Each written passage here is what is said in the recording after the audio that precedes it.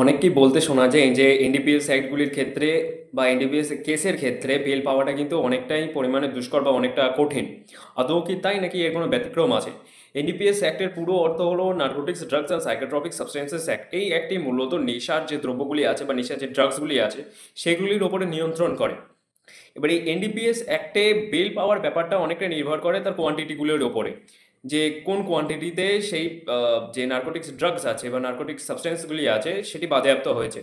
এই নার্কোটিক্সের কোয়ান্টিটি অনুযায়ী এগুলিকে তিনটি ভাগে ভাগ করা যায়। যে যেটি সিজ হয়েছে স্মল কোয়ান্টিটি, কমার্শিয়াল কোয়ান্টিটি, আর স্মল কোয়ান্টিটি আর কমার্শিয়াল কোয়ান্টিটির মাঝখানে কোয়ান্টিটিকে বলা হয় ইন্টারমিডিয়েট কোয়ান্টিটি বা মিডিয়াম কোয়ান্টিটি। এই ধরনের কোয়ান্টিটিগুলির ক্ষেত্রে অর্থাৎ স্মল কোয়ান্টিটির ক্ষেত্রে বেল পাওয়াটা কিন্তু অনেকটা পরিমাণে সহজ অন্য বাদ বাকি যে ইন্টারমিডিয়েট আর কমার্শিয়ালের থেকে। এবারে কমার্শিয়াল ক্ষেত্রে, কমার্শিয়ালের আগে তার আগে চলে আসে ইন্টারমিডিয়েটের ক্ষেত্রে। ইন্টারমিডিয়েট কোয়ান্টিটি যেটি হচ্ছে কমার্শিয়াল কোয়ান্টিটির নিচে কিন্তু স্মল কোয়ান্টিটির ওপরে, স্মল কোয়ান্টিটির ওপরে আর কমার্শিয়াল কোয়ান্টিটির নিচে যে কোয়ান্টিটি সেই কোয়ান্টিটিতে কিন্তু বেল পাওয়াটা তুলনামূলকভাবে কমার্শিয়ালের থেকে সহজ। একেবারে সহজ নয়, আহ, তার জন্য কাঠখড়ো পোড়াতে হয়, কিন্তু কমার্শিয়ালের থেকে অনেকটাই সহজ। যেটি থার্ডলি আসে সেটি হচ্ছে কমার্শিয়াল কোয়ান্টিটি।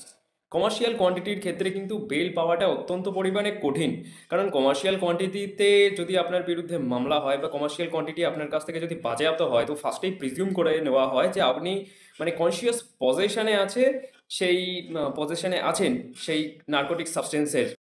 এবার চলে আসি কমার্শিয়াল কোয়ান্টিটির ক্ষেত্রে আপনি কিভাবে বেল পেতে পারেন। কমার্শিয়াল কোয়ান্টিটির ক্ষেত্রে অনেকটা কাজে দেয় legal strategy, complete legal strategy বা রাইট লিগ্যাল স্ট্র্যাটেজি। সেই অনেকগুলি লিগ্যাল স্ট্র্যাটেজির মধ্যে একটি লিগ্যাল স্ট্র্যাটেজি হলো প্রসিজারাল ল্যাবস খোঁজা।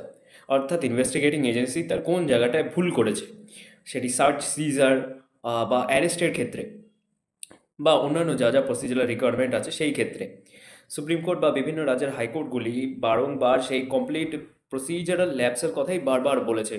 অর্থাৎ ইনভেস্টিগেটিং এজেন্সিকে অবশ্যই স্ট্রিক্টলি সেই প্রসিজারাল দিকগুলি মেনে চলতে হবে। আপনি সেই প্রসিজারাল ল্যাবসেসগুলি যদি আপনি খুঁজে বার করতে পারেন, তাহলে আপনি বেল পেতে পারেন এনডিপিএস এর কমার্শিয়াল কোয়ান্টিটিগুলির ক্ষেত্রেও।